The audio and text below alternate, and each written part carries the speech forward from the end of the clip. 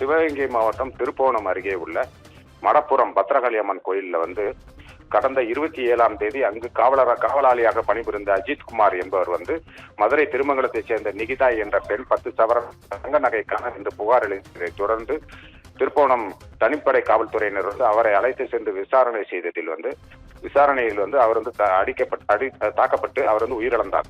இந்த சம்பவம் வந்து இந்து சமய உதவி ஆணையாளர் திருப்புவனம் மடப்புறம் பத்ரகாளியம்மன் கோயில் அருகே உள்ள இந்து சமய ஆணையாளர் அலுவலகத்துக்கு பின்புறம் வந்து அஜித்குமாரை வந்து 6 தனிப்படை காவல்துறையினர் வந்து பைப்பால் அடிக்கும் காட்சிகளை வந்து அது இந்து சமய அறநிலைத்துறையில் வந்து 2.5 ஆண்டு காலமாக பணிபுரியும் சக்தீஸ்வரன் என்பவர் வந்து ரகசியமாக வீடியோ எடுத்து அந்த வீடியோ வந்து தற்போது வந்து மதுரை உயர்நீதிமன்றத்தில் வந்து சமர்ப்பிக்கப்பட்டுள்ளது.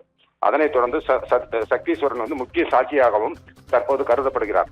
இந்நிலையில் அவருக்கு வந்து மிரட்டுவதாக அவர் டிஜிபி மற்றும் ஐஜி மாவட்ட ஆட்சியர் அனைவருக்கும் வந்து மனு அளித்ததை தொடர்ந்து தற்போது வந்து தென்மண்டல ஐஜி பிரேம் ஆனந்த் சின்ஹா அவர் வீட்டுக்கு வந்து 2 காவலர்கள் வந்து பாதுகாப்புக்கு ஏற்பாடு செய்யப்பட்டுள்ளது. அதே போல அவர் பணிபுரியும் இந்து சமய உதவி ஆணையாளர் அலுவலகத்திலும் 2 காவலர்கள் வந்து சக்தீஸ்வரனுக்கு பாதுகாப்பு பணியில் வந்து அமர்த்தப்பட்டுள்ளனர்.